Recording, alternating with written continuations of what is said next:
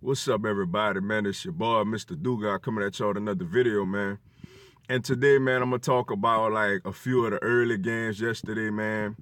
You had the Washington Redskins beating the Tampa Bay Buccaneers 16-3. You had the New Orleans Saints beating the Cincinnati Bengals 51-14. And you had the Tennessee Titans beating the New England Patriots 34-10, man. First, I'm going to start off with the Washington Redskins and the Tampa Bay Buccaneers. Hey, man, like, what's so funny is, like, Ryan Fitzpatrick, the career of Ryan Fitzpatrick, all got played out in one game, yo. The inconsistencies of a quarterback like Ryan Fitzpatrick got all played out in one game. That's amazing, yo. He's a type of quarterback that when he's hot, man, he's throwing for 400-something yards and a bunch of touchdowns like he did against the Saints, like he did against my Eagles. But then again, he got games where he's doing nothing but turning the ball over like he did versus the Steelers and versus the Bears. And he did all this in one game.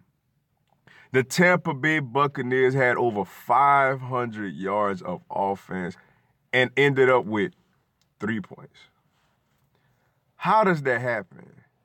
I tell you how, when you have a quarterback like Ryan Fitzpatrick, man, he can move the ball up and down the field, man, and then he'll just turn it over, man, with his inconsistent play, man.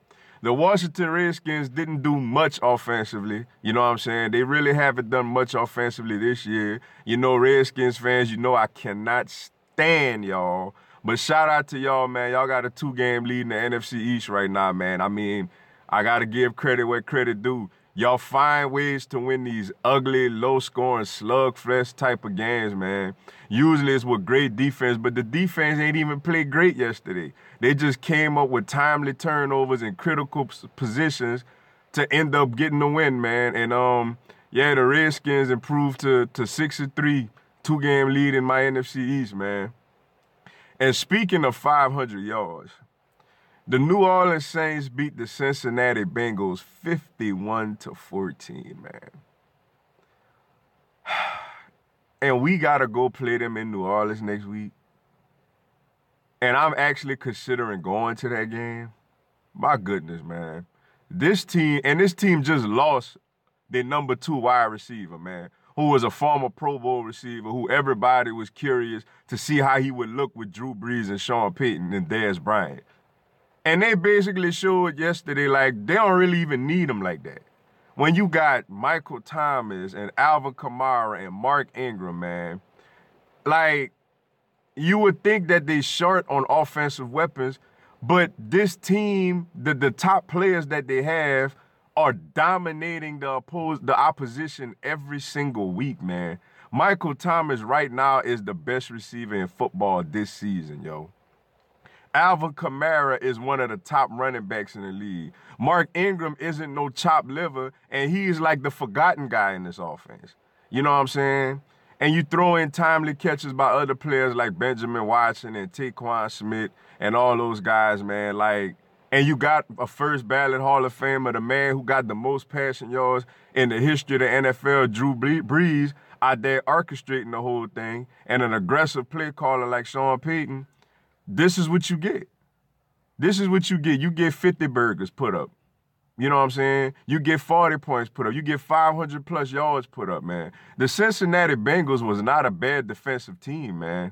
Like, I know the stats indicate that they don't really play that well defensively, but man, they got some players over there. But Drew Brees and that offense just extremely took them apart, man. And what's crazy is now their defense is starting to get a little better. You know, with additions like Eli Apple on the other corner to take over for Ken Crowley, who was struggling. You know, with the number 1 rush defense right now, with guys like Sheldon Rankins and Cameron Jordan up front, man. Monty Teo playing linebacker, man. You know, this a scary team right now, man. I hate to say it, but, like, it's a scary team right now. And right now they looking like the cream of the crop, at least in the NFC. You know, and then you had the Tennessee Titans beating the New England Patriots 34-10. You know, it's funny as far as the Patriots. I mean, they're not going to overreact to this loss. they're not going to look at this loss like, oh, we need a panic and all this other stuff. You know, they was missing Gronk yesterday, man. But more so, man, it was more shout out to Mike Vrabel and the Tennessee Titans, man. Like, they came with a game plan yesterday, and they took it to the Patriots all day long, man. You know what I'm saying? Corey Davis is starting to become a really solid number one receiver in the NFL. Mariota looks healthy and is playing pretty solid football. And their defense is getting after people, man. They led by Kevin Byard in the secondary, man. You know, you got Wesley Woodyard, you know, Jarrell Casey. They got the little rookie Harold Landry. You know, man, Brian Arakpo, Logan Ryan back there, Malcolm Butler, even though he's been struggling this season. You know, they coming after people, man.